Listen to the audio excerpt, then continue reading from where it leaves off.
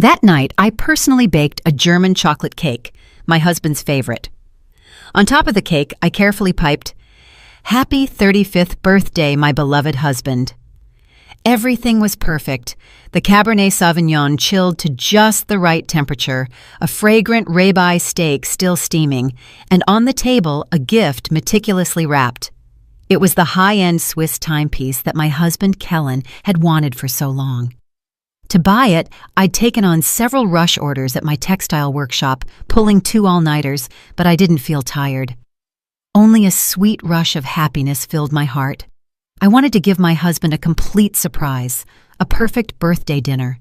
I felt like it was a reward for all the years of struggle we had been through together. I glanced at the clock. It was almost 9 o'clock in the evening. Impatiently, I frowned slightly, picked up my phone and called him. After several rings, he answered. The other end of the line was quite noisy. I could hear something like the loud clang of industrial machinery. "Baby, I hear you." Kellen's voice sounded a little strained. "Are you heading home yet? Everything is ready. We just need you here to blow out the candles." I tried hard to keep my tone light and cheerful. There was a brief silence on the other end, followed by a sigh from my husband. "I think I'm going to be tied up a little longer, sweetie. There's too much inventory down at the old warehouse. My manager wants me to finish the count tonight so it can be shipped out tomorrow. I think I'll be really late. Go ahead and eat. Don't wait up for me." His words were a letdown. The company's old storage facility was at the end of a back alley, only about a 10-minute walk from our house in the Fairburn Heights neighborhood of Atlanta. It was a rundown unit the company was renting temporarily for bulk storage and planning to return soon. But I quickly consoled myself. It's work. What can you do? "Oh, yeah, you must be exhausted. Have you eaten anything?" I asked, my voice laced with concern. "I grabbed a sandwich earlier. Honey, you go to sleep first. I have to hang up and get back to work." He added quickly, "I love you," and hung up. I put the phone down on the counter and looked at the beautiful dinner, which was already cooling. I couldn't hide my disappointment. But then an idea crossed my mind. What if I bring the cake and the gift to him? He'll be pleasantly surprised. I can wish him a happy birthday and help him finish faster. Just imagining the look on his face brought a smile to mine. Without hesitation, I carefully boxed the cake, grabbed the gift, put on a light jacket, and headed out. The alley leading to the warehouse was deserted, barely lit by the dim glow of yellow streetlights. The cold night wind whipped through my hair, making me shiver. As I got closer, a strange feeling washed over me. If they were taking inventory, the warehouse should be brightly lit, and I should hear the sounds of people moving things. But the entire building was eerily silent, with only a faint light spilling out from the crack of a tiny, dusty window. My heart began to pound, and a sense of dread took hold. Did they finish and leave a different way, or did something happen? I crept closer, trying not to make a sound. The instant I peeked through the window crack, I froze. There were no mountains of messy inventory, no people working. Under the weak light of a lantern placed on some boxes was my husband, Kellen, but he wasn't alone. Facing him was Zuriel, the neighbor who had moved into the house at the end of the alley a few months ago. Her back was to me, but I recognized her long, wavy hair and slender figure. They were talking and giggling. My husband's hand, that same hand that had promised me he'd be home for his birthday just a few hours earlier, was now wrapped around Zuriel's waist with an unbearable tenderness. In that moment, I felt my world collapse. The cake box in my hands suddenly felt so heavy I almost dropped it. My ears stopped working. I couldn't hear the rustle of the wind or the chirp of the crickets. The only thing I felt was a sharp, brutal pain originating in my chest. I tried to tell myself I had seen it wrong, that it was just a normal social conversation. But then my husband leaned in and whispered something to Zuriel's ear, and she threw her head back and let out a burst of laughter. That laugh, under the dim light, sounded incredibly shrill and nauseating. And then my husband kissed her, right in front of my eyes, a long, passionate kiss. That was the reason for his delay. The inventory was a blatant lie. He was cheating on me. He was betraying me on his birthday, just a few feet from our home. Rage and pain hit me like a tsunami, threatening to drown me. I wanted to rush in, yell at them, and put them on blast, but strangely, when the pain reached its peak, no tears came. Instead, a terrifying calm took over. My mind was clearer and sharper than ever, crying, making a scene. What would I achieve? Hearing fake excuses and looking like a miserable fool in their eyes? No, I wasn't going to do that. If they thought they could play me for a fool, I would show them what this fool was capable of. I squeezed the gift box hard. The sharp corners dug into my skin, but I didn't feel the pain. I backed away silently, slipping into the darkness where they couldn't see me. My gaze swept over the surroundings of the old warehouse and settled on the large iron padlock hanging on the main door. A crazy but determined thought crossed my mind. I put the cake and the gift down on the ground and crept to the door. My hands didn't tremble at all. I carefully pulled the two heavy iron doors shut, the screech of metal tearing the night silence. Then, I grabbed the padlock. A dry clack echoed. The door was sealed. I stepped back, looked at my work, and managed a cold smile, but this wasn't enough. I went to the back of the warehouse where the old breaker box was located. Without hesitation, I slammed the main switch down with all my strength. A small spark flashed, and the entire warehouse plunged into total darkness. I could hear Zuriel's sharp scream and my husband's curse from inside. "What's going on? A blackout! Help!" They were starting to panic. Perfect. I pulled my new smartphone out of my pocket. The screen lit up, reflecting my terrifyingly serene face. I searched my contacts for the name saved as Matteo, the neighbor. He was Zuriel's husband. I gently slid my finger across the screen and firmly pressed the call button. "Hello, Matteo, are you home?" I asked, forcing a voice of panic and concern. "I think there's been a short circuit in the old warehouse breaker box next door. It's completely dark, and my husband went out for a work dinner and hasn't come back yet. I'm so scared. Could you come take a look?" What would Matteo's reaction be when he saw the scene inside the warehouse? How would I continue my performance? On the other end of the line, Matteo's voice sounded sleepy, but still very kind. "Hey, Amani. A short circuit? That's dangerous. Stay right where you are. I'm coming over right now to see what's up. Give me 5 minutes. His voice was sincere and straightforward, unlike my husband's smooth, cunning tone.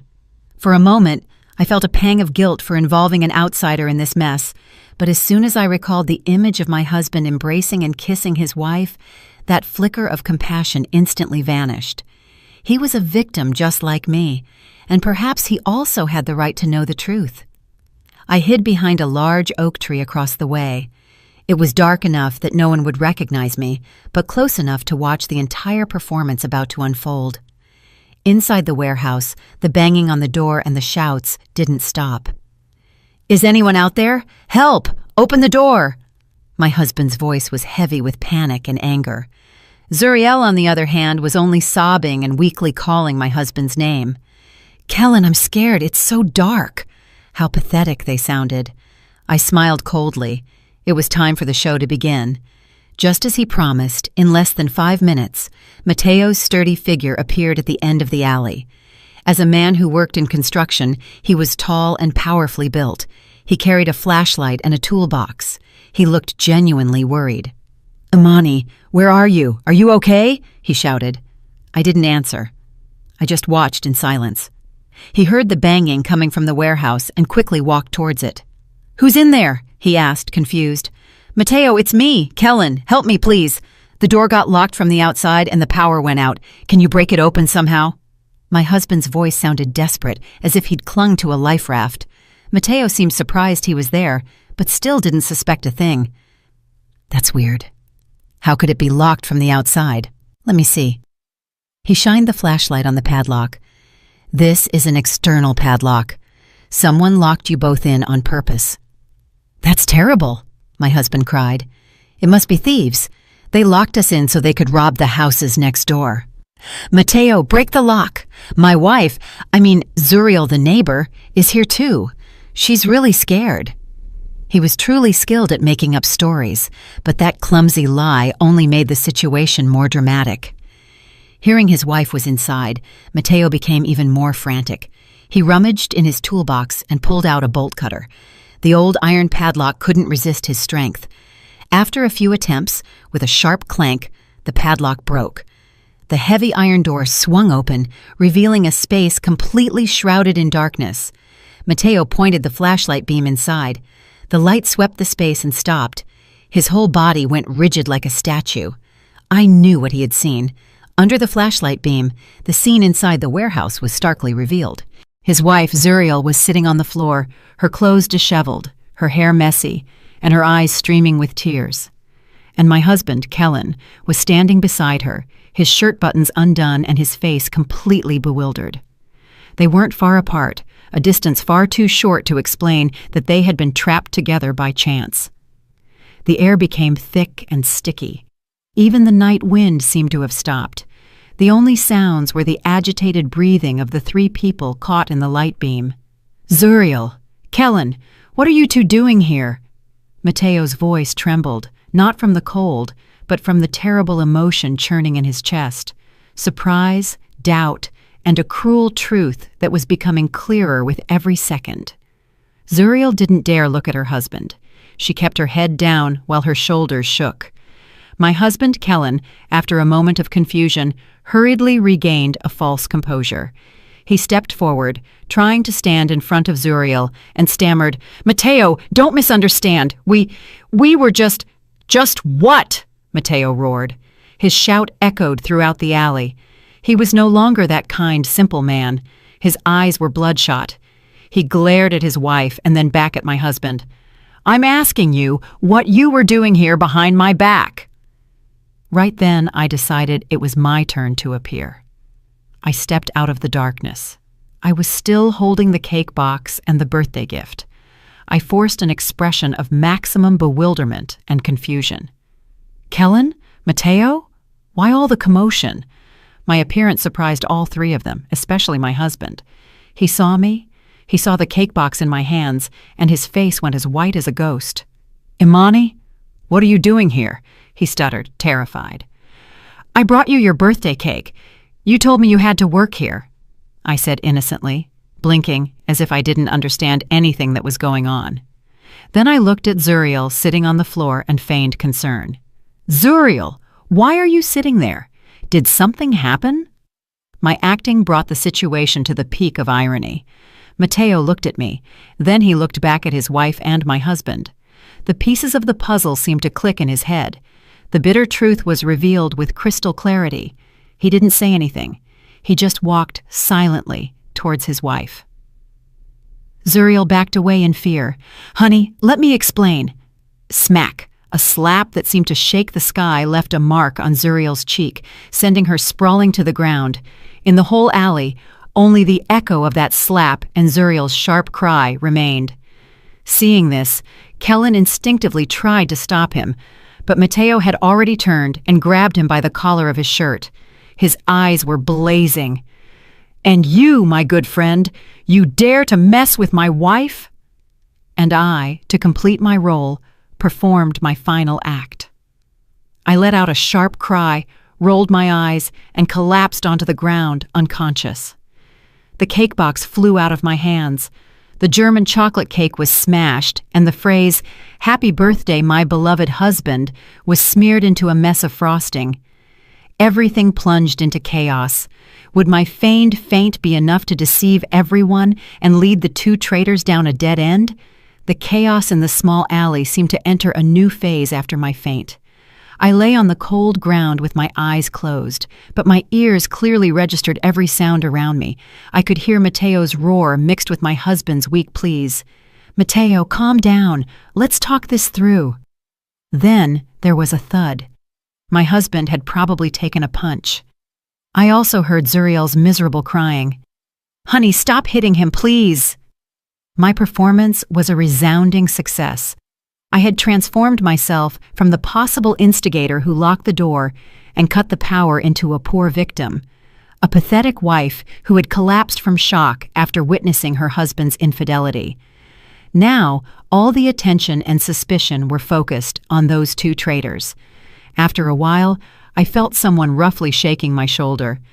"Imani, Imani, wake up!" It was Matteo's voice. He must have only remembered me after venting his anger on the other two. I slowly opened my eyes, feigning weakness, and brought a hand to my head. "Where am I?" I moaned. "My head hurts so much." I looked around, pretending to be utterly confused. "And Kellen and Zuriel? Earlier I saw—" I trailed off, beginning to sob. My performance seemed to completely convince Matteo. The anger on his face dissipated, replaced by a mix of apology and compassion. He quickly helped me up. "I'm sorry, Imani. I got too upset. Don't worry, nothing happened. I'll walk you home." He helped me to my feet. Out of the corner of my eye, I saw my husband sitting on the ground with a swollen cheek and a streak of blood at the corner of his lips. Zuriel was still kneeling beside him, crying, not daring to lift her head. Without even looking at them, I leaned on Matteo, trembling. I want to go home." Of course, let's go home," Matteo said, helping me walk. He didn't say another word to his wife, leaving the two sinners in the dark alley, consumed by shame and humiliation. During the short walk home, I kept up the act. I remained silent, sobbing occasionally, my shoulders shaking.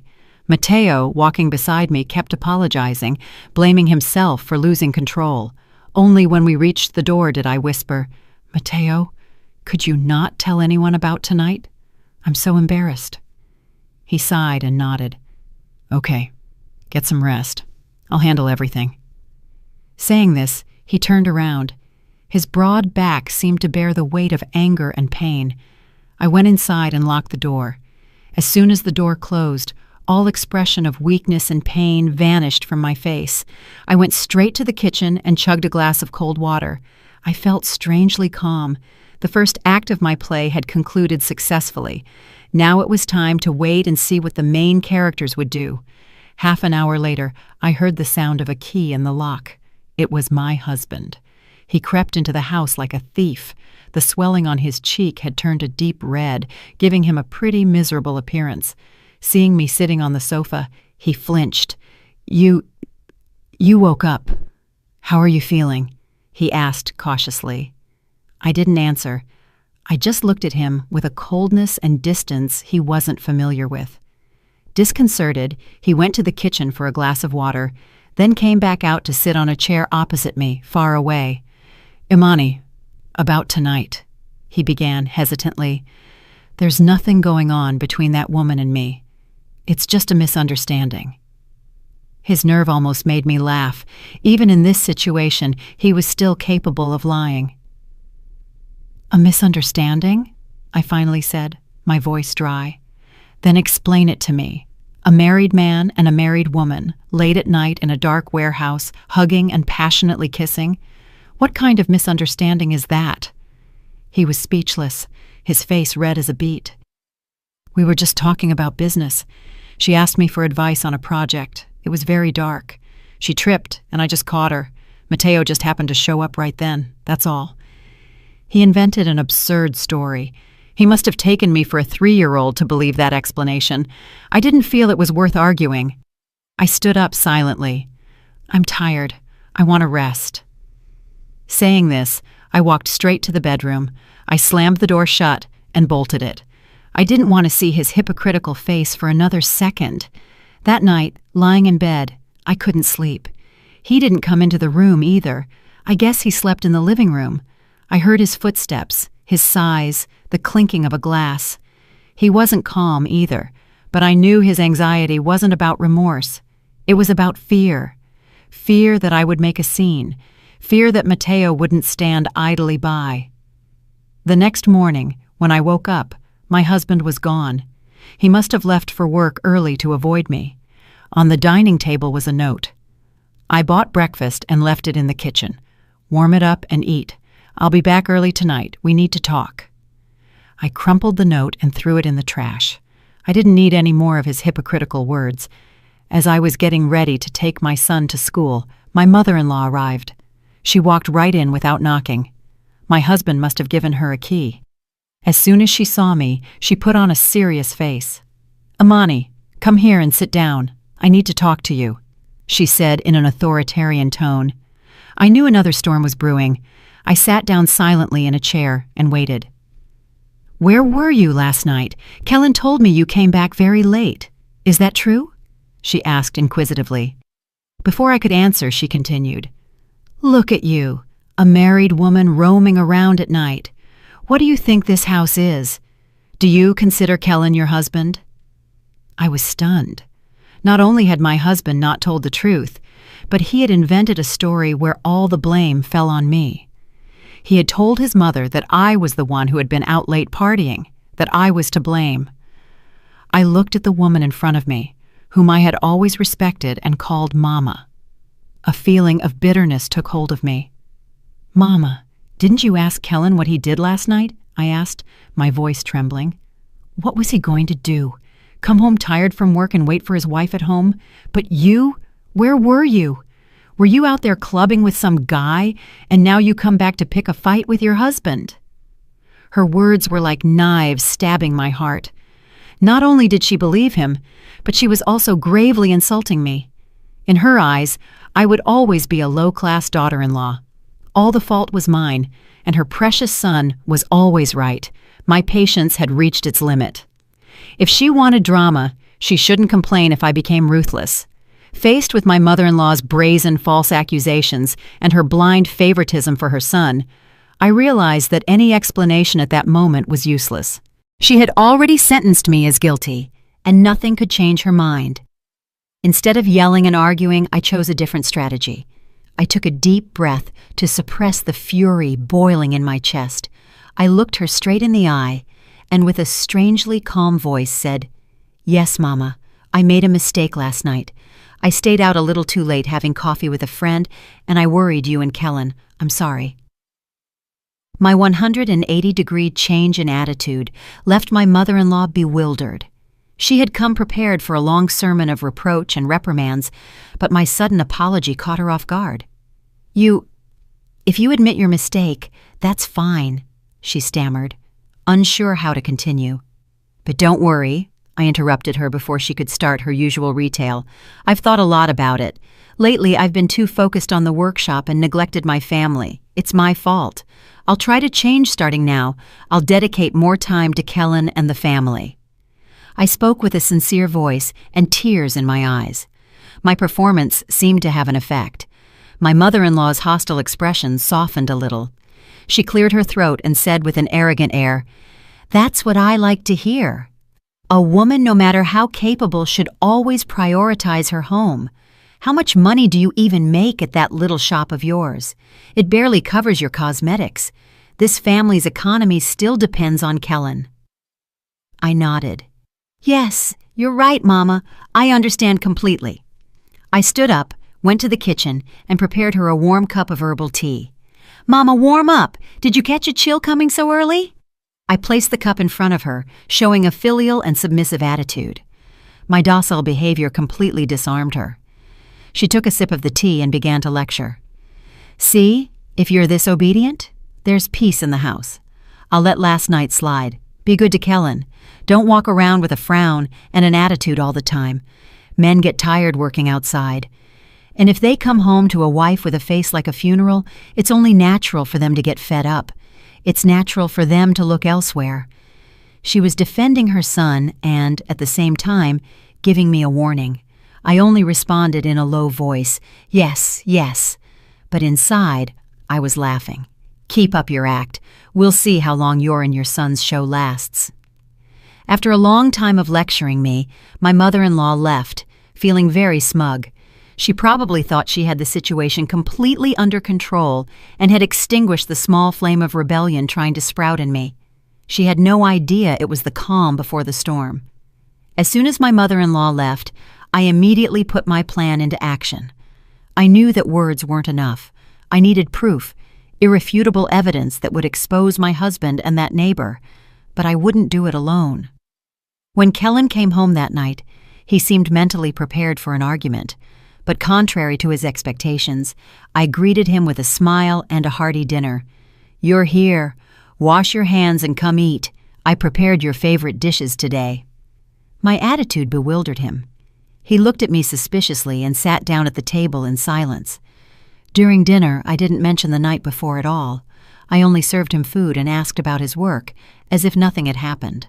My calmness seemed to confuse him and make him nervous. When I finished washing the dishes, he started talking hesitantly. "Imani, did my mother come over this morning?" "Yes, she did," I replied, without stopping my scrubbing. "Did my mother say anything to you?" "She just gave me some advice. I think she's right. I was wrong. I shouldn't have come back so late." He seemed to let out a sigh of relief. "Well, I'm glad you understand, honey. Let's drop it." I turned around, looked him in the eyes, and managed a sad smile. "I know I was wrong. I won't put you in a tough spot anymore. I'll act like I didn't see anything from yesterday. Let's go back to being happy like before, okay?" My words, along with my resigned and pitiful look, completely brought down Kellen's defenses. He walked over and hugged me from behind. "Thank you, sweetie. I knew you were the most understanding. I promise it won't happen again," he whispered in my ear. I allowed myself to be hugged. Inside, I only felt contempt. What is a traitor's promise worth? But I needed that trust. I needed him to let his guard down. From that day on, I became a model wife. I woke up earlier to prepare elaborate breakfasts. In the afternoons, no matter how busy I was at the workshop, I came home early to make dinner and wait for my husband. I stopped nagging him, stopped asking where he was or what he was doing. I gave him absolute freedom, and Kellen, just as I expected, quickly fell into the sweet trap I had set for him. He thought I had genuinely forgotten everything, that I had decided to live accepting his deception. He began to let his guard down. The clandestine calls became more frequent, and the sudden extra hours did too. He had no idea that all his movements were under my surveillance. I secretly installed a small GPS tracker on his scooter. Also, under the pretense that his new phone had broken down and needed repair, I gave him an old phone of mine where I had installed call and message tracking software. He gladly accepted it without suspecting a thing, and the evidence I needed began to pour in, one after another. The routes of his travel on the days he claimed to have extra hours didn't lead to the office, but to motels or budget hotels on the outskirts of Atlanta. The mushy messages with Zuriel, the passionate date plans, everything was recorded. He even had the audacity to use the family credit card I had given him to buy gifts for his lover and pay the hotel bills. The more proof I gathered, the colder my heart grew. I no longer felt pain, only the determination to see this through to the end. But I knew this evidence wasn't enough for him to pay a high price. I needed an ally, someone who had the same enemy as me. And that person was Matteo. Would Matteo agree to collaborate with me? And how ruthless would my next plan be? After almost a week of gathering evidence, I had a detailed file on my husband Kellen's and Zuriel's adulterous relationship. Dates, meeting locations, mushy messages, and even the hotel bills paid with my credit card. Everything was so obvious that I thought acting alone wouldn't be as effective. I needed someone who could attack from both sides, someone hurt like me and thirsty for justice. That person was Matteo. The problem was how to approach him. Since the night we caught them at the warehouse, I hadn't seen him again. I figured he must also be steeped in pain and confusion. A man as simple and honest as him, facing the betrayal of the wife he adored, had to be devastated. I couldn't just show up out of the blue. It would raise suspicion. I needed a reasonable and plausible excuse. And the opportunity arose one weekend afternoon. I found out from a neighbor that Matteo was renovating an old house at the end of the block. I decided to fake a casual encounter. I put on a simple business suit and light makeup to appear tired and haggard. I drove to that street, parked far away, and walked closer. Just as I had been informed, Matteo was there. He was drenched in sweat, mixing cement with zeal. He looked much thinner and haggard. His several-day-old beard gave him an even more dejected appearance. He was working alone, without any helpers, probably trying to drown his sorrows in hard physical labor. I took a deep breath, mustered my courage, and approached. "Matteo?" I called out softly. He turned around, startled. Seeing me, a hint of shame and evasion crossed his eyes. Imani?" He hurriedly wiped the sweat from his forehead. "What are you doing here?" "I had some business nearby. I said hesitantly. "I saw you as I was passing by and wanted to say hello. How have you been lately?" My question seemed to hit a nerve. He lowered his head in silence and continued mixing cement with the trowel. "So," he muttered. "Thanks for asking." The atmosphere became awkward. I knew I wasn't getting anywhere this way. I decided to get straight to the point. "Matteo, I know this might not be the right time to talk about this, but I think we need to discuss what happened the other night." As I brought up the topic again, Matteo's hands stopped. He looked at me with a complex expression, a mixture of rage and pain. "What more is there to talk about? Everything was clear." "Yes, it was clear," I said firmly. "But we can't just let them get away with it. They betrayed us. They trampled on our feelings and our trust. Are you going to stand idly by?" He looked at me, and a spark of anger lit up in his eyes. "And if I don't stand idly by, what can I do? Beat them up? I already did that. So what? She's still my wife, the mother of my son. I can't abandon her." "Whether you abandon her or not is your decision," I said. "But at the very least, we should make them pay for what they've done. We need to let them know that you can't make mistakes and carry on as if nothing happened." He fell silent, as if weighing my words. I knew I was on the right track. He was a proud man. His wife's betrayal had not only caused him pain, but also humiliation. What do you want me to do?" he finally asked in a hoarse voice. I knew he had taken the bait. I looked around to make sure no one was there. "It's not comfortable to talk here. Tomorrow at 3 p.m., let's meet at the Lakeview Cafe. I have something to show you. After you see it, you'll know what to do." Saying this, I turned around without waiting for his response. I had planted the seed of curiosity and a faint hope for justice in his mind. I was sure he would come. This encounter turned a fellow sufferer into a potential ally. I would no longer fight alone. Two betrayed people together would unleash a storm. The next day, in the afternoon, I arrived 10 minutes before the agreed time. I chose a table in a quiet corner, discreet, but from where I could easily observe. I had prepared my tablet with all the evidence I had gathered. At 3 o'clock sharp, Matteo arrived. He had shaved and was wearing a clean shirt, which made him look tidier, but his sunken eyes and tired expression couldn't be hidden. He sat down opposite me and waited in silence. Without preamble, I placed the tablet on the table and turned the screen toward him. "Look at this," I said. On the screen was an Excel file with a detailed record of my husband's routes over the last week, extracted from the GPS tracker. Red dots densely marked the places he had visited: Motel X, Hotel I, Motel Z on the outskirts of Atlanta. They all coincided with the days he claimed to have work trips or stayed late. Next to it were mushy messages between my husband and Zuriel. "I missed you so much. See you at the usual spot tonight, honey. That witch of a wife of mine gave me grief again today. So gross. I'm only happy when I'm with you. I sent you some money. Did you get it?" The more Matteo read, the more his face darkened. His hands clenched into fists, his knuckles white. He scrolled to see the screenshots of the expensive clothing and cosmetics my husband had bought his wife with my credit card and the hotel charges. His chest heaved, his breathing quickened. I could feel the rage boiling inside him. "Those scumbags, they're absolute scumbags," he said through gritted teeth. "So that bastard was supporting my wife with your money, and my wife was cheating on me with your husband's money. That's not all," I said, opening another file. It was a voice recording file. It was the call my husband made to Zuriel right after leaving our house after being caught at the warehouse. I had activated the automatic call recording function on that old phone. In the recording, my husband's voice was filled with irritation. "I'm so mad. My wife suddenly showed up and messed up the whole plan." Zuriel's voice was smooth. "Don't be mad, honey. How about we meet tomorrow night? I miss you so much. I'll tell my husband I have an alumni dinner."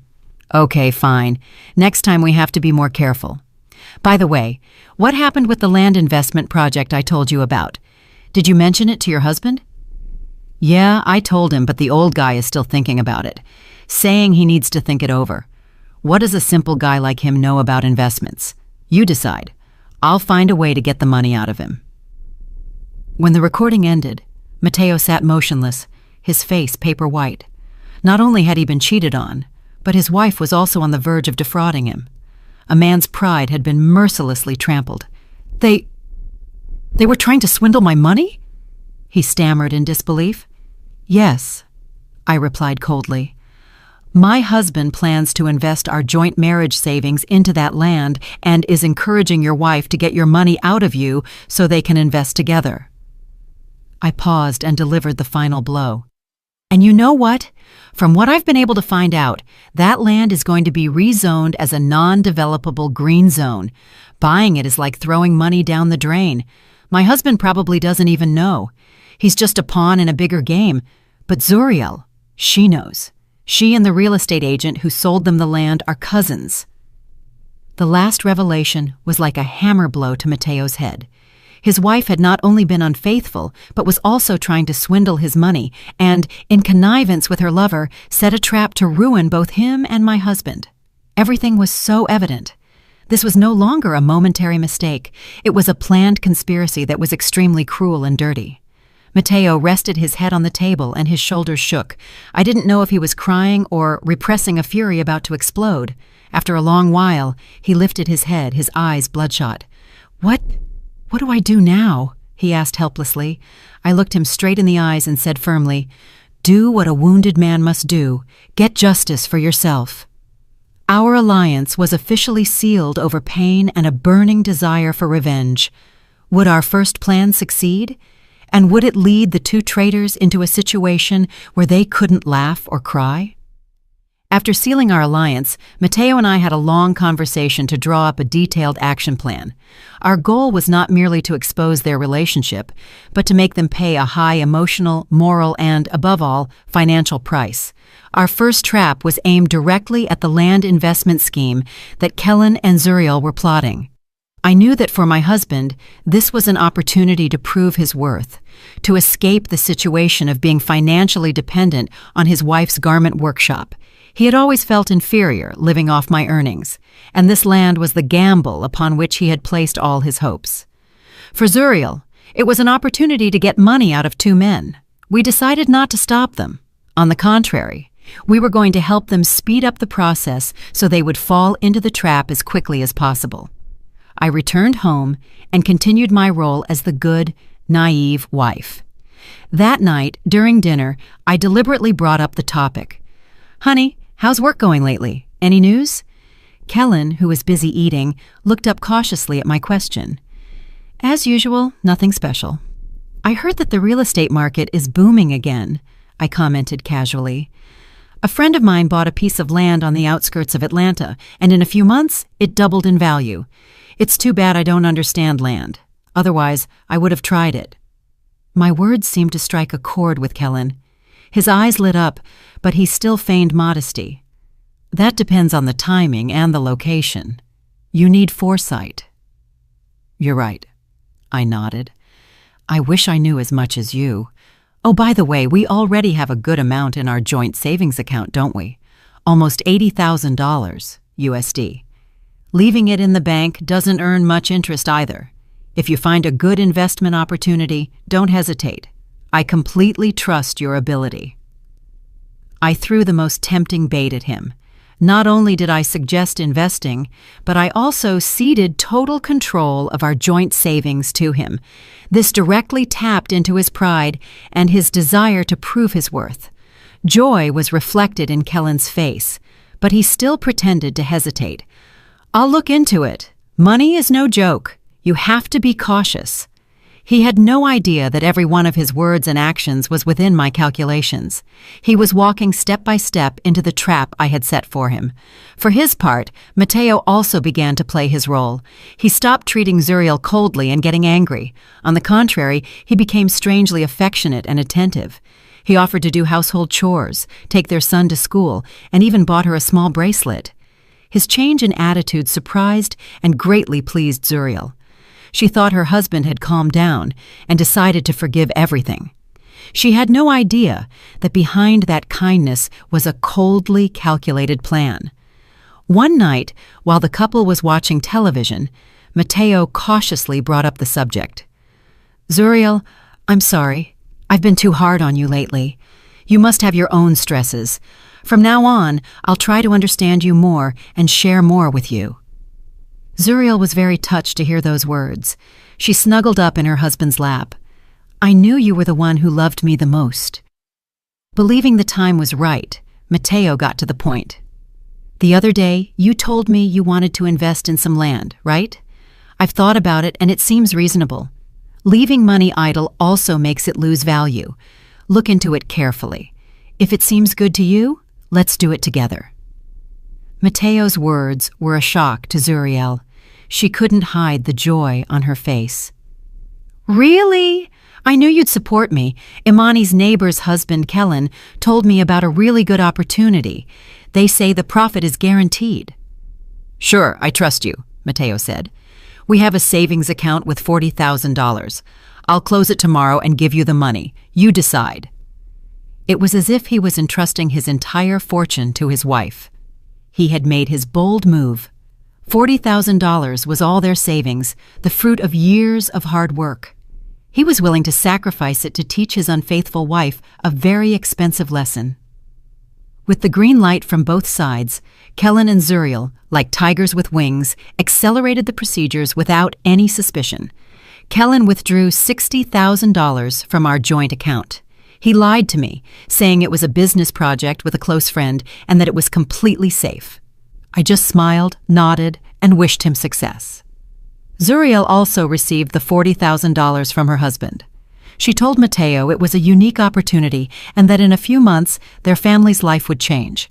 They would buy a better house and a new car. Mateo just smiled and encouraged his wife. On the day of the contract signing for the land purchase, in a coffee shop downtown, Kellen and Zuriel were beaming, their faces full of joy. They didn't know that in a car parked not far away, Mateo and I were silently observing everything. With a telephoto lens camera, we photographed the moment they signed the contract together, the moment they cheerfully shook hands with the intermediary, who was Zuriel's cousin, the moment they looked at each other with eyes full of conspiracy and hope. Those photos would become the irrefutable proof of their conniving fraud. The trap had closed, and the prey was completely caught in the net. A total of $100,000 USD, money earned with the sweat of my brow and Mateo's, was transferred to the swindler's account. But we didn't care. We knew that money would soon return, accompanied by the downfall of those who had caused us so much pain. Now, all that was left was to wait for the day when the secret of the zoning plan was revealed. What would the reaction of the two traders be when they discovered they had lost everything? And could the financial collapse break their illicit relationship? After closing the land deal, Kellen and Zuriel lived days of euphoria, dreaming of a prosperous future. My husband became strangely cheerful. He whistled around the house and sometimes bought flowers to put in a vase. He thought he would soon become a successful investor and prove his worth as a man. He didn't know that his laughter would only make his subsequent fall more miserable. Zuriel also didn't hide her air of smugness. According to Mateo, she started looking at luxury homes and imported car models online. She was already planning her upscale life, a life built on deceit and betrayal. She kept pressuring Kellen to divorce me as soon as possible. Mateo, transformed into an unexpected spy, cleverly installed recording software on Zuriel's phone, and what we heard exceeded our expectations. Kellen, when the heck are you going to leave that old wife of yours? Zuriel's voice on the recording was smooth, but also impatient. I can't wait any longer. How long are my son and I going to have to live like this, hiding? Just wait a little longer. My husband's voice sounded hesitant. If I divorce now, she'll ask for half the assets. Her garment workshop is booming. We have to wait. Once we sell the land and have our own money, we'll see. How long am I supposed to wait? Zuriel exploded. You know what? My husband has been acting really weird lately. He's suddenly abnormally nice to me. I'm dying of anxiety. What if he suspects something? You're so distrustful. What's that simple guy going to see? He probably just feels guilty about something and wants to make it up to you, Kellen reassured her. Don't worry. I already have a plan to get more money out of her. I'll tell her we need to invest more, that I want to open a boutique clothing store. She adores her son, so she won't be able to say no. By then, all the money and assets will be ours." Their conversation revealed everything. There were no more sweet words of love, only calculation and exploitation. They saw us, their legitimate spouses, as cash machines, as obstacles that needed to be eliminated. Every word they spoke was irrefutable proof of their guilt. Matteo, sitting next to me and listening to the recording again, had no expression on his face. The pain had probably reached such an extreme that it had turned into cold hatred. He just clenched his fists and said softly, "Let them dream. Meanwhile, I won't sit idly by either." I knew it wasn't enough to wait for the information about the zoning plan to become public. I needed to create an impact, an event that would bring everything to a climax. I contacted an old friend who worked in the city planning department in Atlanta. After catching up, I got the information I needed. The detailed map of the area would be made public on the City Hall bulletin board next Monday morning. This information was still secret. Only industry professionals knew about it. I decided to accidentally leak this information to one person, a person I was sure wouldn't be able to keep a secret due to her loquaciousness. My mother-in-law. I knew she loved to boast and blindly believed in her son's talent. If she found out that her son was about to make a fortune, she would surely proclaim it from the rooftops. The plan was executed perfectly. On Saturday night, my husband and I went to my in-laws' house for dinner, as usual. During dinner, I pretended to receive a call from my friend at City Hall.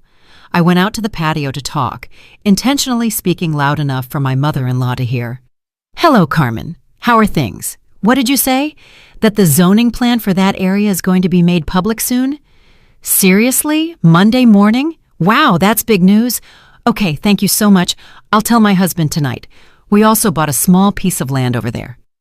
I acted completely naturally. I hung up and walked back inside with a joyful expression. Out of the corner of my eye, I saw that my mother-in-law, although pretending to watch TV, had her ears perked up and her eyes sparkling. I knew she had heard everything. I walked over to my husband and whispered, loud enough for my mother-in-law to hear, "Honey, good news. The value of our land is going to multiply by 10. My friend just told me that on Monday morning, they're announcing that the area is going to be converted into a new ecological city." Kellen, hearing this, was shocked, and then couldn't hide his joy. He turned to his mother and boasted, "Mama, see? What talent your son has. I told you, this is the opportunity of a lifetime." My mother-in-law also smiled. Her eyes narrowed, not sparing any praise for her son's intelligence and vision. She couldn't hide her air of smugness and strutted around the house. "I knew it! My son is never wrong. Let's see if your wife dares to belittle you now." Just as I expected, by the next morning, the rumor had spread throughout my mother-in-law's neighborhood. She went from house to house boasting that her son was about to become a real estate mogul and would earn millions. She described a splendid future where they would move to a new house, buy imported cars, and travel abroad. She also hinted that her son would soon leave his old wife, who couldn't have more children, for a younger and prettier one. The bait was set, and the effect was greater than I had expected. Not only the neighbors, but also my father-in-law's relatives found out. They started calling to congratulate, some to ask for loans, others to ask for jobs. Kellen became an important person overnight, a successful man admired by the whole family.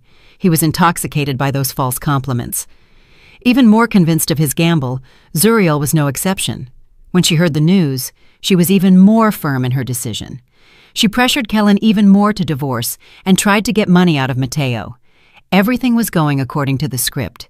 The balloon had been inflated to the maximum, and now all it needed was a small needle to pop it. Monday, the day of reckoning, was approaching.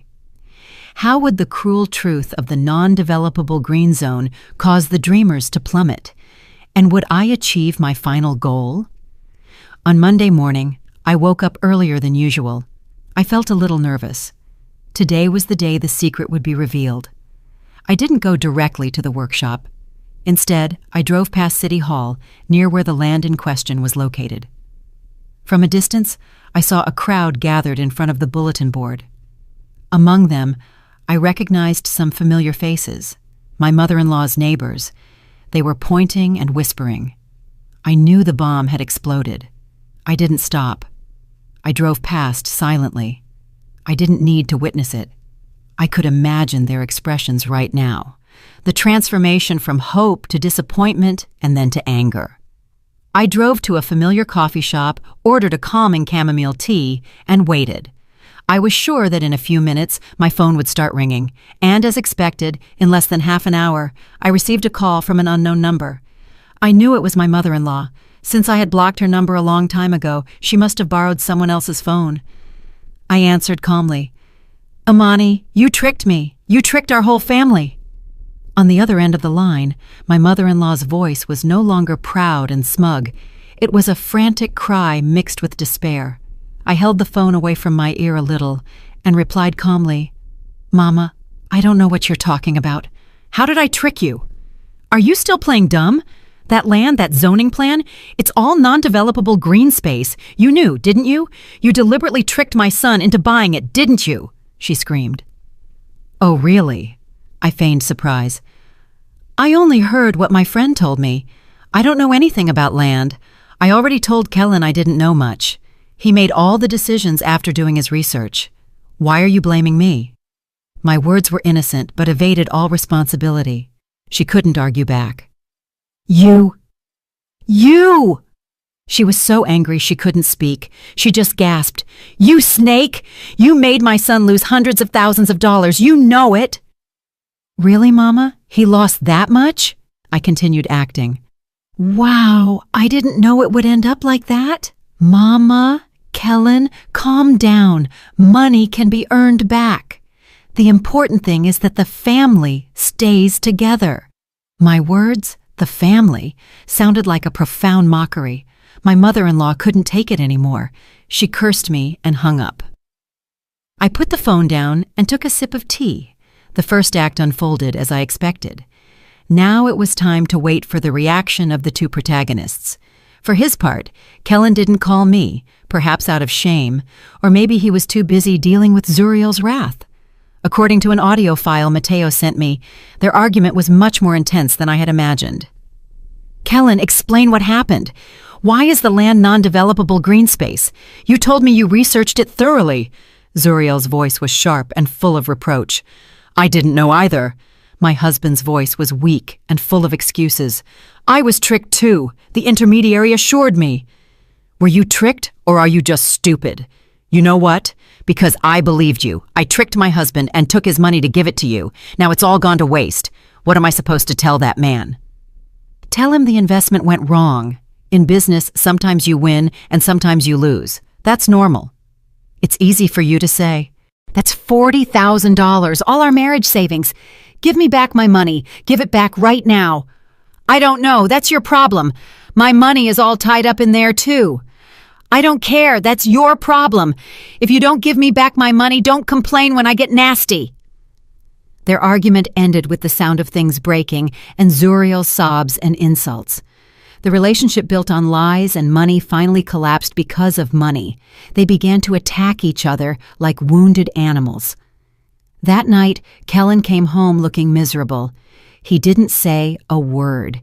He silently went into the bedroom and slammed the door shut. I didn't ask either. I left him to stew in his own pain and failure. It was the price of his stupidity, his greed, and his betrayal. Over the next few days, the atmosphere in our house was like a funeral.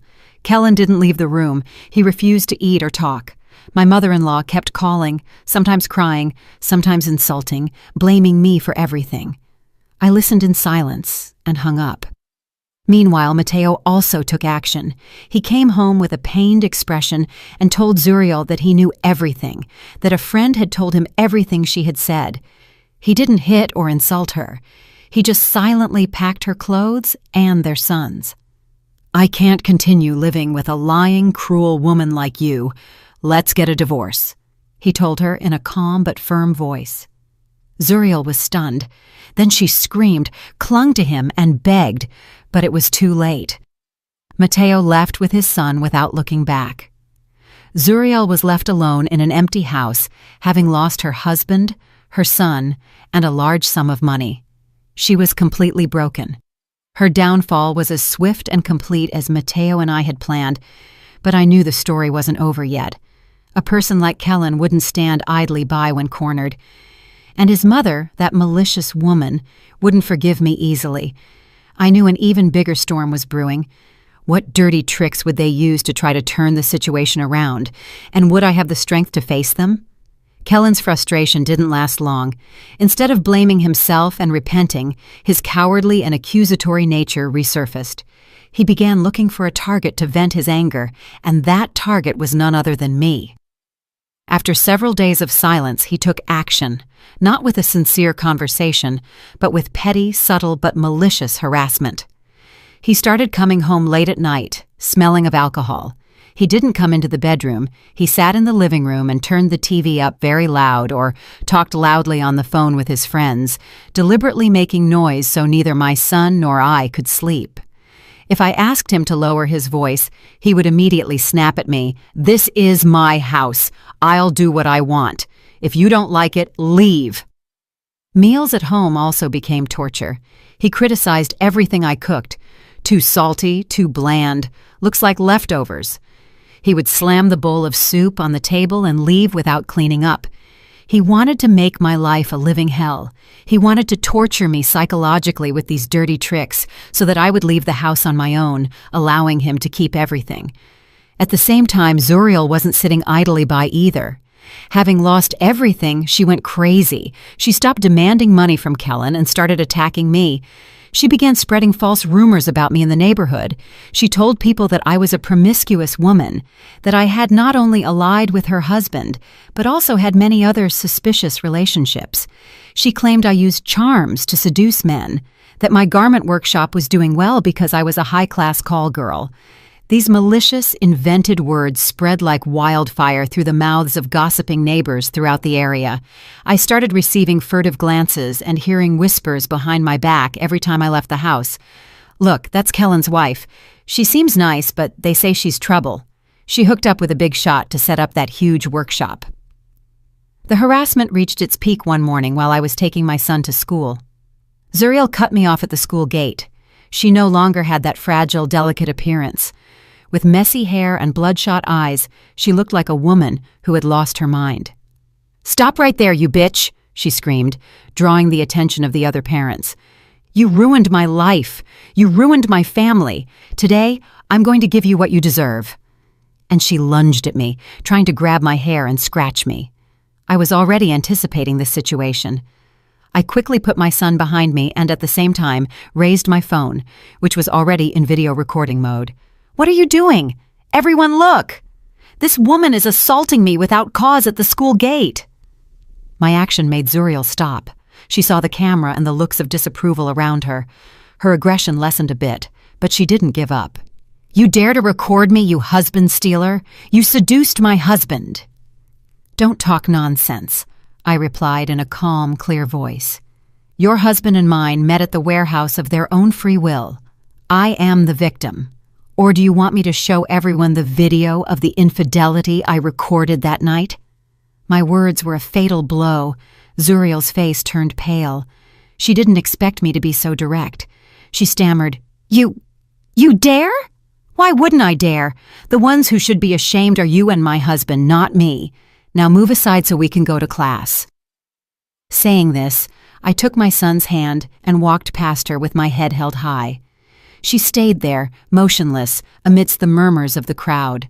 The confrontation at the school gate temporarily calmed Zuriel's aggression, but I knew neither she nor my husband would stop.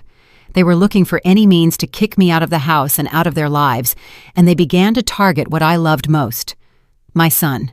My mother-in-law, who had been quiet for a while, began to reappear. She didn't come to our house, but instead lurked near my son's school. She tried to lure the boy with candy and toys. "Ezekiel, come with Grandma. Grandma's going to give you a present," she called out sweetly. My son, though small, seemed to sense the falsehood. He hid fearfully behind me and didn't dare approach. Unable to lure her grandson, she insulted me. "See?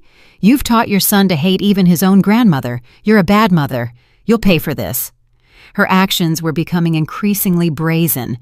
They turned our lives into constant tension and exhaustion.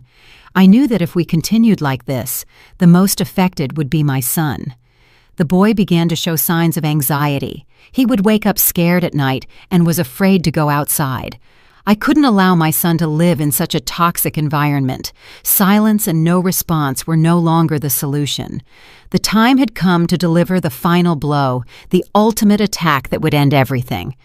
I met again with Matteo, who was also being harassed by Zuriel. We decided not to give in anymore. We were going to bring everything out into the open. I drafted a detailed divorce petition, attaching all the evidence I had. Photos of the infidelity, recordings, videos, proof of the fraud conspiracy, and even proof of psychological abuse and harassment from my in-laws. Matteo did the same. But we didn't just limit ourselves to filing the petitions in court. I contacted some journalists I knew through my work. I anonymously provided them with part of the story, the juicier details. I only leaked information about an infidelity and fraud scandal involving a seemingly respectable family in Fairburn Heights. The media is very sensitive to these types of stories. They began to investigate. The media bomb was about to explode, and this time it would sweep away all their lies and ugliness. Would this total counterattack be powerful enough to end my nightmare? And what punishment would the traitors receive from the law and public opinion? The media bomb I silently prepared finally exploded, but its destructive power was greater than I had imagined. One morning, a major online newspaper published an article with a sensationalist headline: "All the truth about the infidelity scandal. Shaking Fairburn Heights. Wife catches husband with neighbor in a warehouse. $1 million fraud plot uncovered." Although the article anonymized the names of those involved, the characteristic details about the neighborhood, the old warehouse, and the dramatic caught-in-the-act moment made it easy for anyone living there to guess who the protagonists were. The news spread like wildfire. Within hours, it became the hottest topic in all online communities. Internet users, with an incredible ability to investigate, quickly found the identities of Kellen and Zuriel. Their photos were circulated everywhere, accompanied by comments full of all kinds of reproaches and insults. "Wow, the husband looks decent, but he's a real scumbag. The mistress is no better. Tried to scam her husband and her lover. Poor wife. Not only is she cheated on, but they almost stole her money." The media storm swept through like a tsunami, completely sinking Kellen's and Zuriel's lives. When Kellen went to work, he had to face the furtive glances and whispers of his colleagues. The scandal not only damaged his personal reputation, but also the company's image. His boss called him into the office and demanded he resolve his personal issues cleanly or face the highest disciplinary sanctions. Zuriel's situation was even more miserable. She couldn't leave the house. Neighbors who used to greet her now looked at her with contempt. The rumors about her magnified and became more malicious. She became completely isolated in the neighborhood where she lived. But the most affected was my mother-in-law. For her, reputation was everything, and she had always been proud of her family. Now her son was an adulterer, and her future daughter-in-law was despised by all of society. Even when she went to the market, she heard people whispering. She couldn't bear the humiliation, but instead of acknowledging her son's mistake, she turned all her anger on me. She thought I was behind all this, that I had deliberately shamed her family, and she decided to execute an even more cruel and outlandish revenge plan. She knew my weak points were my son and my precious garment workshop. One day, during lunchtime, while supervising a rush export order at the workshop, I received a call from my son's teacher. The teacher's voice on the other end of the phone was urgent. "Ezekiel's mother, come quickly to the school. Ezekiel's grandmother came. She's making a scene and trying to take the child. Come fast." I felt my heart stop. I dropped everything I was doing, ran to the car, and drove like a maniac toward the school. When I arrived, I was met with a chaotic scene. My mother-in-law was at the main gate arguing with the teachers.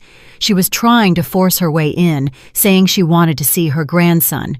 "I'm his grandmother. I have the right to see my grandson. Get out of the way," she screamed. "Ma'am, the child is in class. You cannot enter. Please calm down and let's discuss this." The teachers tried to stop her. Just then, she saw me.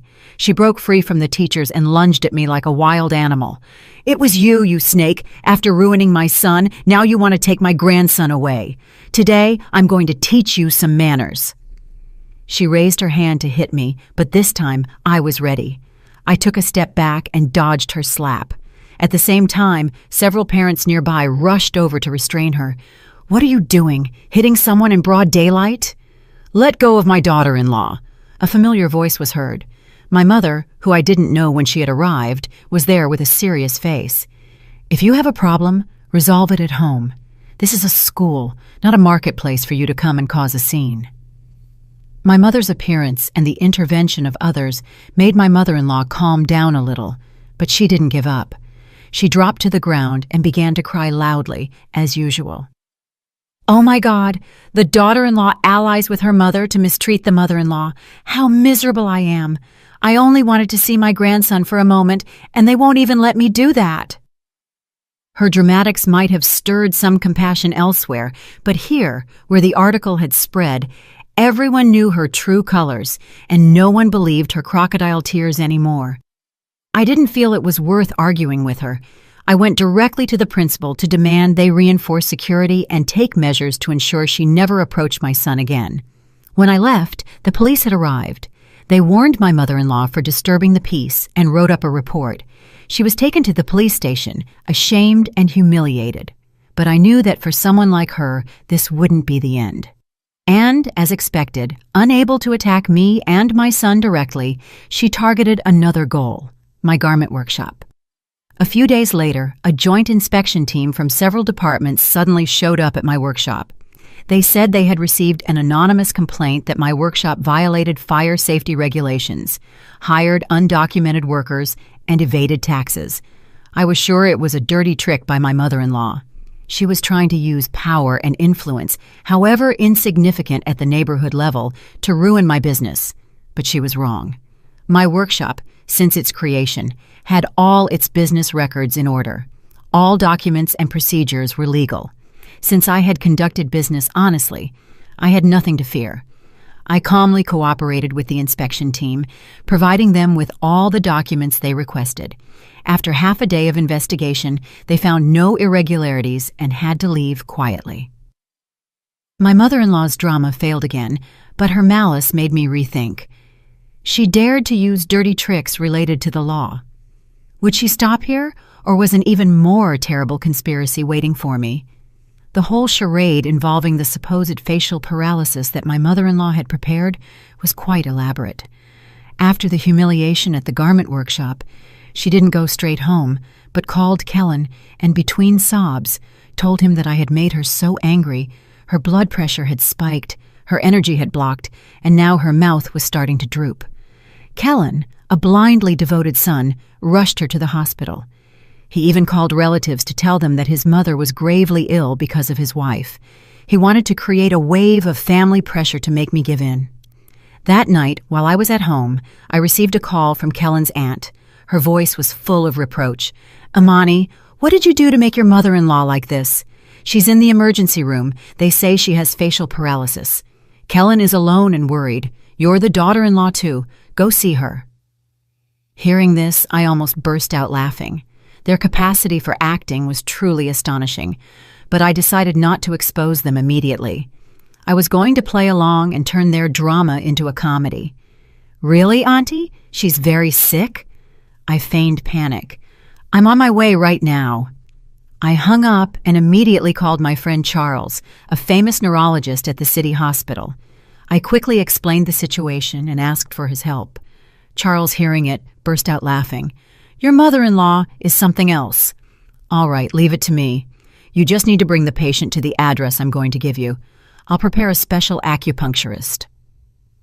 I arrived at the hospital. My mother-in-law was lying in bed, her mouth deliberately crooked and her eyes closed, emitting groans from time to time. Kellen was sitting by her side, his face full of worry. As soon as I arrived, he immediately stood up and said with a resentful voice, "See, are you happy?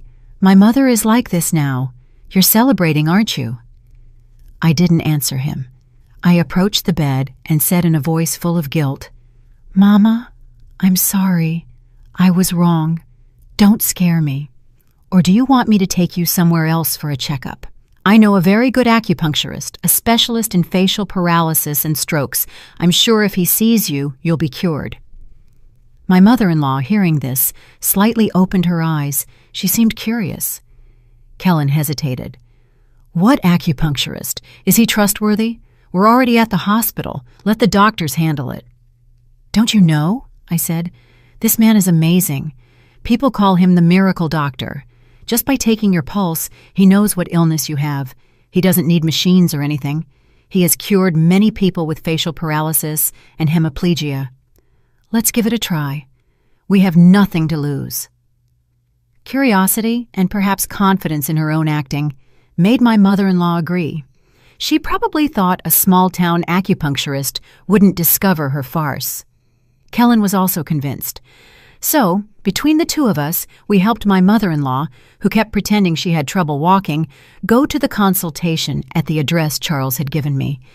The consultation was small and modest, with a slight smell of medicinal herbs. An acupuncturist dressed in brown with a white beard and hair was reading a book. It was my friend, Dr. Charles, perfectly disguised. Charles told my mother-in-law to sit down and extend her hand so he could take her pulse.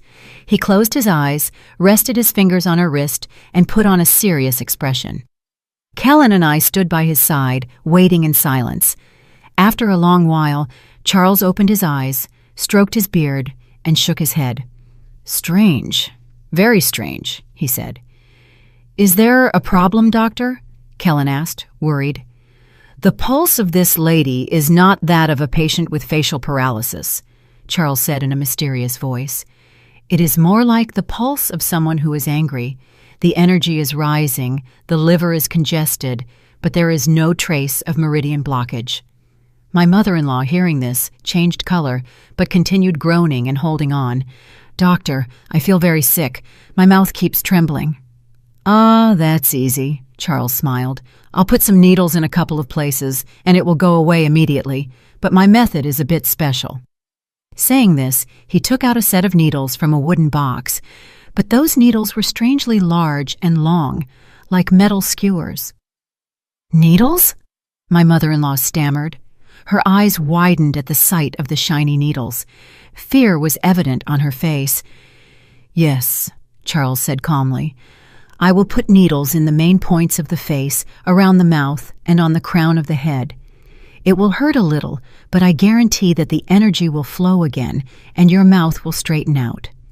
He took the longest needle and brought it closer to her face. "Come on, lie down. Let's start now." At that moment, my mother-in-law couldn't keep acting. Fear overcame everything else. She jumped up from the chair and waved her hands. No, I don't need needles. I'm fine now." Her voice was completely normal. Her mouth was no longer crooked. She stood up and walked around to prove that she was perfectly healthy. "Look, I'm cured. I don't need treatment. Thank you, doctor." Kellen, standing beside her, was left speechless, not understanding what was happening. "Hey, Mama, are you okay now?" "Yes, I'm fine. It must have been the bumpy car ride. I'm fine now. Let's go home," she said. And pulling her son, she ran out the door. Charles stayed behind, stroking his beard and smiling. "Wow, the lady heals quickly. A true medical miracle. The consultation is $50. I'll charge the son." Kellen, dazed, took out his wallet, paid, and ran after his mother. The farce couldn't have ended more comically. My mother-in-law had exposed her own lie in front of her son. I, standing in the consultation room, couldn't hold back my laughter. This play would probably be an unforgettable memory for her. After this resounding failure, would they have the courage to try another trick? Or would this be the beginning of more outlandish and dangerous actions? After the tragicomedy of the acupuncture, my mother-in-law couldn't say anything more. She went into her room silently and slammed the door shut. Shame and anger were evident on her face, but she couldn't do anything. Kellen was completely confused. He looked at me, then at his mother's closed door, not understanding what had just happened. He probably still didn't believe that his mother had staged such an elaborate drama. I didn't feel the need to explain it. I let the truth reveal itself. I believed that after this, Kellen would at least start to see his perfect mother with different eyes. But the silence didn't last long. Humiliated by the failure of her farce, my mother-in-law started to hate me even more. She stopped picking fights directly and began to use crueler methods. She started a Cold War. She treated me as if I were invisible in the house. She didn't answer me when I spoke to her. She didn't eat what I prepared. She would make instant noodles or order takeout and eat alone in her room. She wanted to isolate me, to turn me into a stranger in my own home. Kellen, caught in the middle, was in a very awkward position. He would go into his mother's room to comfort her, and then come to me and say, "Mama is angry. Have a little patience." "What have I done to have to put up with this?" I replied. He was speechless again. The atmosphere at home was suffocating. I knew this was my mother-in-law's tactic. She wanted to use this tension to wear me down, so that I couldn't bear it anymore and would leave on my own. And she almost succeeded. I was truly exhausted. But I couldn't leave. Leaving now would be like admitting the fault was mine. I had to stay and fight until the end. The last straw was one weekend afternoon. That day, I had a large export order at my workshop that needed to be finished urgently. I worked at the workshop until almost 10 o'clock at night. When I got home, the house was dark and cold. My mother-in-law and Kellen had gone to bed early. Without leaving a single piece of food for me, I quietly went to the kitchen, thinking of preparing some noodles. Just as I turned on the stove, Kellen came out of the bedroom. He didn't ask if I had eaten or if I was tired. His first words were an accusation. "Did you know that Mama wasn't feeling well today? You were out all day and didn't even call. You're such a good daughter-in-law." "What do you mean Mama wasn't well? She was perfectly fine when I left this morning." "What do you mean fine? She had a headache and dizziness all afternoon. I had to miss work to take care of her at home, and you were stuck in your workshop neglecting your family." He was getting more and more excited. "Are you done?" I couldn't take it anymore. "Your mother was sick? Did you take her to the doctor? Or was it another one of her dramas? You say I've neglected my family. And you? What have you done for this family? Aside from working, coming home, staring at your phone, and ignoring your wife and son, do you have the right to accuse me?" My words were like adding fuel to the fire. Kellen turned pale with rage. He had never been talked to so directly. "You dare to talk to me like that?" he growled. "Do you think that just because you earn a little money you can lecture me?" "Yes, I do," I shouted. "I earned that money through my own effort. I didn't ask anyone for it. And that money gives me the right to be respected, not to put up with your and your mother's irrational and selfish attitude." "You rude woman!" He lost control. He lunged at me, grabbed me by the collar of my shirt, and roughly shoved me against the wall. Thump! My head hit the cold brick wall hard. My vision blurred. My ears were ringing. I only heard his growl. "I've been too good to you. Today, I'm going to teach you some manners." The pain that started in the back of my neck spread throughout my body, but it wasn't as painful as the ache in my heart. He had hit me. The man I had loved, the father of my son, had laid a hand on me. All affection, down to the last shred of hope, shattered and turned to dust. When I opened my eyes, I saw him raising his hand for a second blow, but he stopped. His gaze was fixed on a spot above the door, his face filled with dread and fear. I followed his gaze. In the corner of the wall, a small red LED light was blinking rhythmically. It was the mini security camera I had secretly installed a few days earlier. Just after deciding I wouldn't give in anymore, I had foreseen that a cornered person like Kellen would lose control of his actions, and I was right. From the moment he shoved me and threw me to the ground to his last threatening words, his entire violent action was clearly recorded. He realized it. The hand he had raised slowly lowered, and his fierce expression transformed into extreme fear. You, he stammered, backing away a few steps. I leaned against the wall and slowly stood up. The pain was still there, but a feeling of victory filled my heart. Yes, I said, pointing at the camera with a voice as cold as ice. Everything is recorded. Thank you for providing me with the final and most powerful evidence. I didn't say anything else. I staggered to my room and locked the door. I collapsed onto the floor and hugged my head. The tears began to flow, but this time they weren't tears of weakness. They were tears of liberation. This battle was finally over, and I knew I would be the victor. The next morning, I woke up with a sharp pain in the back of my neck and an iron determination. I had barely slept last night. After confirming that the video was safe in the cloud, I spent the night planning my final counterattack. No more drama, no more arguments. This time, I would use the law and the truth to end everything. I didn't go to the workshop. Instead, I called the lawyer Matteo had recommended to me, an old friend of his. I told him the entire case, from the land fraud to the assault last night. I sent him all the evidence I had, recordings, messages, photos, and, most importantly, the security camera video. The lawyer, after reviewing everything, said with a confident voice, "Imani, with this evidence, we will not only win the divorce, but we can also sue him for assault and his mother for defamation and disturbing the peace. Do you want to go all the way?" "I want to go all the way," I replied without hesitation. "I want them to pay for everything they've done." "All right, let's begin." That very day, the divorce petition and the criminal complaint were filed in court and at the police station. Everything was done quickly and professionally. I didn't need to intervene. The lawyer handled everything. Meanwhile, at home, Kellen and his mother were terrified. They knew I had the evidence, but they didn't know what I was going to do.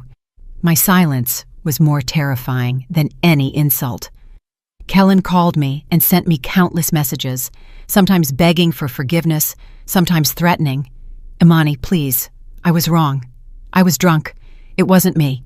Forgive me this time. If you make a scene, I'll lose everything. If you dare report me to the police, I won't leave you alone.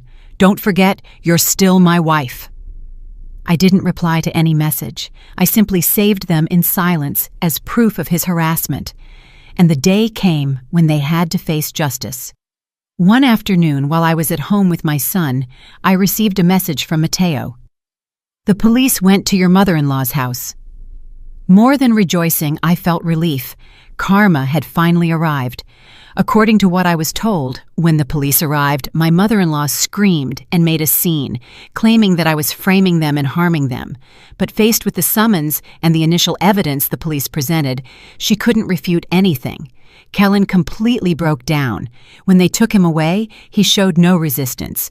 He simply followed in silence, like a man without a soul. The incident became the biggest scandal in the neighborhood. The story of the good daughter-in-law who suffered violence and fraud from her in-laws spread like wildfire. This time, no one believed my mother-in-law's tears. All the previous sympathy turned into contempt and anger. They themselves had destroyed what they valued most, their reputation and honor. But I knew this wasn't the end yet. The real battle would be fought in court, and I was fully prepared for it. I didn't just want a divorce. I wanted to regain custody of my son, all the assets that belonged to me, and most importantly, for them to stand trial and pay for their crimes. I believed that justice should prevail, not just for me, but for all women who suffer injustice in silence. Our divorce trial was set for a month later. During the wait, I moved out of the jointly owned house and rented a small apartment for my son and me. I wanted to completely break away from that place that brought back so many painful memories. My life began to return to normal. The workshop continued to do well, and my son, no longer living in such a tense environment, became a cheerful child again. But I knew my in-laws wouldn't sit idly by, and as expected, they hired a well-known lawyer and prepared to fight until the end. They refused the divorce, the division of assets, and even sought custody of my son. Their argument was that I had set a trap for the family and slandered them, so I lacked the moral character to be a mother. Their audacity reached new heights. On the day of the trial, I faced them. Kellen was haggard. He looked 10 years older. My mother-in-law still had her sharp and malicious expression. Their lawyer began by trying to discredit me. He claimed that I was an unfaithful wife who had an inappropriate relationship with Matteo. They presented our meeting at the coffee shop as evidence, but my lawyer quickly refuted it. He presented messages and recordings that proved that the meeting was simply to exchange evidence of the infidelity of their respective spouses, a collaboration between two victims. Then came our turn to counterattack. My lawyer began to present the evidence. The video of Kellen assaulting me was projected onto a large screen. The entire room held its breath. Kellen's fierce expression and his threatening words said it all. My mother-in-law tried to excuse him. That was because Imani provoked him. She acted insolently, and my son got angry. But that weak excuse couldn't hide the evident violence. Next, the evidence of the infidelity, the land fraud, and the embezzlement of funds was presented. With every piece of evidence that came to light, Kellen's and his mother's faces grew paler. They hadn't imagined that I would have collected everything so thoroughly and perfectly. When my lawyer finally presented the criminal complaint, asking for them to be charged with assault, defamation, and fraud, they completely broke down. My mother-in-law fainted in the courtroom, and Kellen slumped in his chair, covering his face with his hands. Their performance was over, and this time, no one could save them. What would the final sentence be for them, and would I find true peace after all this? The trial ended with my absolute victory. The judge, after examining all the evidence, issued an impeccably just sentence. The court granted our divorce. As for custody, considering that the in-laws' family environment presented numerous factors detrimental to the child's psychological development, and especially the father's violent behavior, the court ruled that I would exercise exclusive custody of my son, Ezekiel. Kellen was obligated to pay a monthly child support allowance until the child turned 18.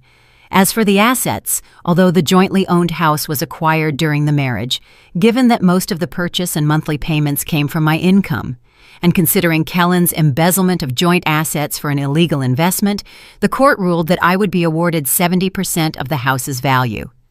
He would only receive 30%.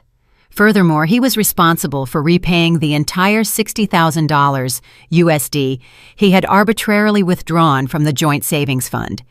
In the criminal sphere, the court referred the entire file to the district attorney. For the crimes of battery with a dangerous object and fraud, Kellen would face an inevitable criminal trial.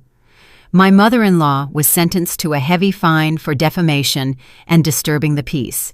Sentence was passed, and justice was done. I left the courthouse with a light heart. Finally, the nightmare of so many years was over. I had recovered everything that belonged to me, my son, my assets, and most importantly, my honor and my freedom. Shortly after the trial, Kellen was arrested for investigation. My mother-in-law, after paying the fine and facing the contempt and ostracism of relatives and neighbors, completely broke down. She tried to sell the house in her hometown to help her son, but she couldn't change the outcome. Finally, Kellen was sentenced to 5 years in state prison, a heavy price for his stupidity and his betrayal. Our jointly owned house was also sold. After giving Kellen his 30%, according to the court ruling, with the remaining money and my savings, I bought a luxury apartment in a new, quiet, and safe neighborhood in Atlanta. I wanted a completely new beginning for my son and me. My garment workshop, which had been affected by the scandal for a while, returned to normal and prospered day by day. My reputation was not only unaffected, but enhanced. Many clients came to me not only for the quality of my products, but also out of admiration for my strength and tenacity. As for Zuriel, after her true colors were revealed, She couldn't live in peace in that neighborhood either. She had to sell her house and move elsewhere to escape people's ridicule. Matteo also completed the divorce process. He became a single father raising his son alone. From time to time, we still saw each other, not as lovers, but as friends and allies who had overcome a great storm together. We shared experiences about raising children and helped each other with work. There was a special understanding and respect between us. Sometimes I wondered if we could become something more in the future, but I wasn't in a hurry. My heart had suffered too many wounds. It needed time to heal. For now, I only wanted to enjoy a peaceful life with my son. One afternoon, while playing with my son in the park, I received a letter. The sender was Kellen, writing from prison. I hesitated for a moment, but I opened it and read it. The letter was long, the handwriting crooked. He wrote about his repentance and the painful nights in prison. He asked for forgiveness and a chance to start over. He said that when he was released, he would dedicate himself to making it up to my son and me for everything. I read the letter to the end without feeling anything. Forgive? Maybe someday I will, but it will be for my own inner peace, not to give him a chance. Love and trust, once broken, cannot be glued back together. I tore the letter into pieces and threw it in the trash. The past was behind me. I didn't want it to interfere with my present life anymore. I turned to see my son, who was happily playing on the slide. A simple happiness filled my heart. This was the life I wanted, not a life of wealth and luxury, but a peaceful life with the people I love, and I knew I deserved it. 5 years passed in the blink of an eye. My son's life and mine had changed a lot. The small apartment from before was now a warm, cozy home that we had decorated to our liking, full of laughter. My son Ezekiel was already a handsome third grader. He was a very good student and had a special talent for drawing. Seeing his colorful drawings, I knew that his soul had completely healed from the wounds of the past. My garment workshop had become a small fashion company with its own brand, the Legacy Thread. I no longer had to carry everything alone. I had a team of passionate and talented employees by my side. My life was busy now, but full of meaning. I found joy in work, in creating beautiful products, and in employing many other people. My relationship with Matteo had also entered a new phase. After a long time as friends, we realized that there was not only compassion, but also love between us, a love built on understanding, sharing, and respect. He proposed marriage, and I accepted. Our wedding was not loud or ostentatious. It was a small, warm celebration with our closest family and friends. Ezekiel and Matteo's son became brothers who loved and cared for each other. Together we formed a new family, a family that, although not perfect, was always filled with love and respect. Sometimes I heard news of people from the past. Kellen was released from prison. He didn't stay in the city. He went to live with his mother in a small town in rural Georgia. My ex-mother-in-law, they say, had weakened, and her mind had clouded from the successive blows. She no longer insulted. She just sat silently in a corner of the house. Perhaps that was her greatest punishment. I heard that Zuriel had married another man in a distant state and was living a normal life. The whirlwind of hatred and betrayal had finally ended. Everyone had paid for their mistakes and found their own path. One weekend afternoon, our whole family went on a picnic in the park. Under the warm golden sun, watching the two boys run on the grass and my husband tenderly peeling an apple for me, I felt total peace. The past had taught me a very expensive lesson about the value of love, marriage, and self-esteem. I had fallen. I had despaired, but it was those very difficulties that turned me into the woman I am today. A strong, independent woman who knows how to love herself. I smiled, a genuinely happy smile. I knew there would be many more challenges in the future, but I was no longer afraid, because now I had a true home to return to, a haven of peace. And I know that as long as there is love and trust, we can overcome anything together. My life, after the storm, had finally seen the rainbow. Did you like the story, and which city are you listening from? Let's meet in the comments. If you liked the story, you can support me by sending a super thanks, so I can keep bringing more stories like this. Thank you so much for your sweet support. I'm looking forward to your comments on the story. On the screen, you can see 2 new life stories that I highly recommend. There's so much more on my channel. Don't forget to subscribe.